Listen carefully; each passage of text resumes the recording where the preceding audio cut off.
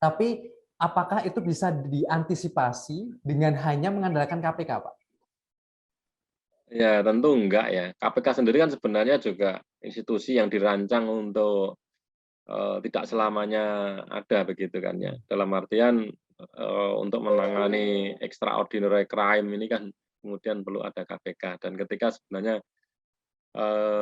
katakanlah eh, kasus-kasus korupsi itu sudah tidak ada, semestinya KPK juga tidak bisa di apa dihilangkan gitu kan ya. Artinya apa? Artinya sebenarnya ada aparat-aparat penegak hukum di daerah, ya. Ada aparat-aparat pengawas di daerah, ya. Yang itu sebenarnya kita juga bisa berharap banyak di situ, ya, Mas Bima ya. Termasuk tadi di aparat di institusi pengawasan internal tadi ya, inspektorat tadi misalnya, itu juga bagian dari upaya untuk mewujudkan pemerintahan daerah yang lebih baik dan bersih tadi. Ya. Jadi sebenarnya kita itu tidak kurang-kurangnya ya institusi pengawasan pemeriksa itu juga sangat banyak ya. Kita Banyak mengenal ada sekali. BPK, BPKP, inspektorat, DPRD sendiri kan sebenarnya juga pengawas politik terutama ya pengawas politik di daerah gitu kan ya. Jadi ada demikian banyak institusi pengawasan termasuk masyarakat ya. Masyarakat itu kan pengawas yang yang diharapkan juga berdaya gitu kan. Dan juga jangan lupa media ya, media massa, sosial media itu juga ya bisa berfungsi sebagai pengawasan publik ya. Dan itu mereka harus bersinergi ya, bersinergi dengan aparat penegak hukum, dengan kepolisian, kejaksaan, KPK ya. Jadi kita itu kalau sebenarnya dari sisi kelengkapan institusi ya, itu kita tidak Sudah kurang lengkap ya, Pak lagi. ya?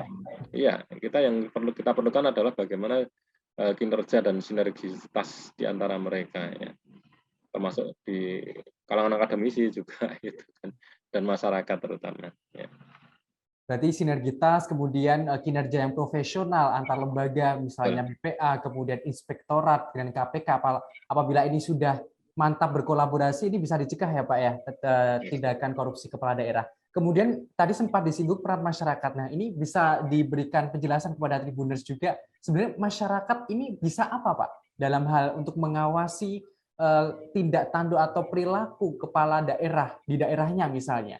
Mungkin ada langkah kecil atau langkah yang seperti apa? Ya, sebenarnya bisa banyak banyak berperan itu kan masyarakatnya. Jadi masyarakat itu kalau saya sebut dia menjadi hulu sekaligus menjadi hilir gitu.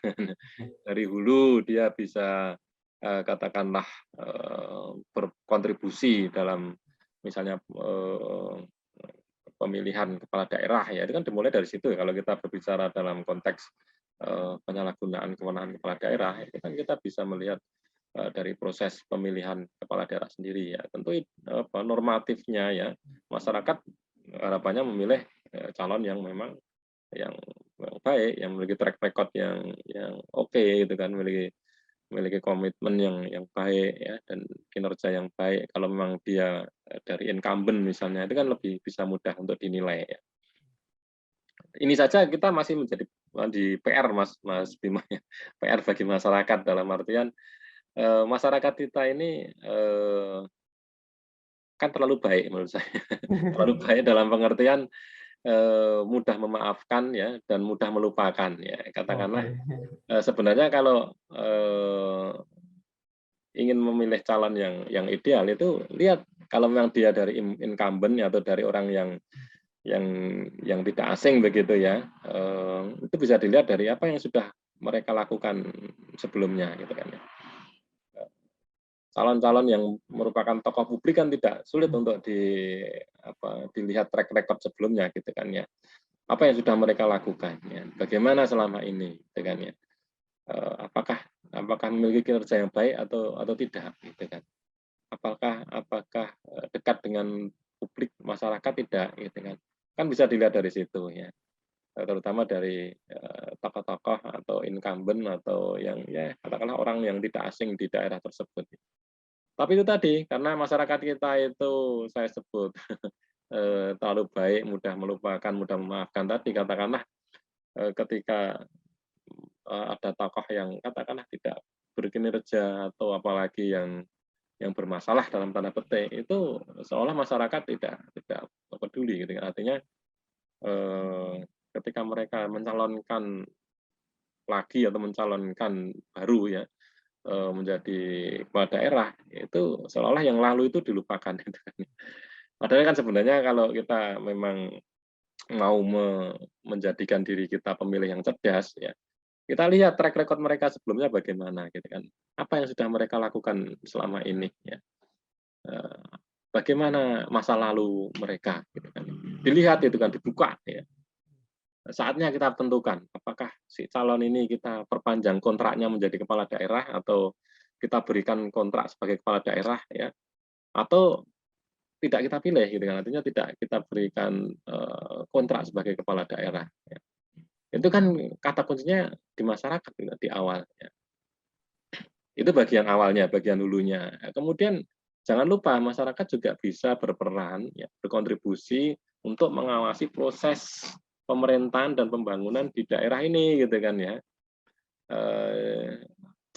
Cek yang sudah kita berikan kepada calon kepala daerah itu jangan kita lepaskan gitu kan. Artinya kita tetap proses, kita tetap kawal terus kepala daerah ini sejauh mana mereka mewujudkan janji-janjinya, sejauh mana mereka melaksanakan tugas dan fungsi mereka. Ini peran dari masyarakat masih bisa di situ gitu kan ya. Dan di sisi lain ya juga pemerintah atau siapapun ya jangan ya kita sebut aja jangan alergi dengan kritikan dari masyarakat, dari publik gitu kan ya. Anggap saja kritikan itu bentuk dari kasih sayang mereka dalam artian mereka yang sebelumnya menjadi pemilih gitu kan ya, yang mengingatkan ya dalam bentuk masukan-masukan, saran ya. Itu saya kira harus terbuka itu kan, apakah kepala daerah maupun birokrasi secara umum ya, karena masyarakat sekali lagi dialah sebenarnya yang pemegang kedaulatan yang sesungguhnya gitu kan. Masyarakat jadi pemegang kedaulatan dan masyarakat juga bisa berperan untuk mengawasi kepala daerah. Salah satu contohnya adalah menjadi pemilih yang cerdas. Dengan pemilih cerdas ini bisa menjadikan kepala daerah nanti juga berkualitas ya Pak ya. Terima kasih sudah nonton. Jangan lupa like, subscribe, dan share ya.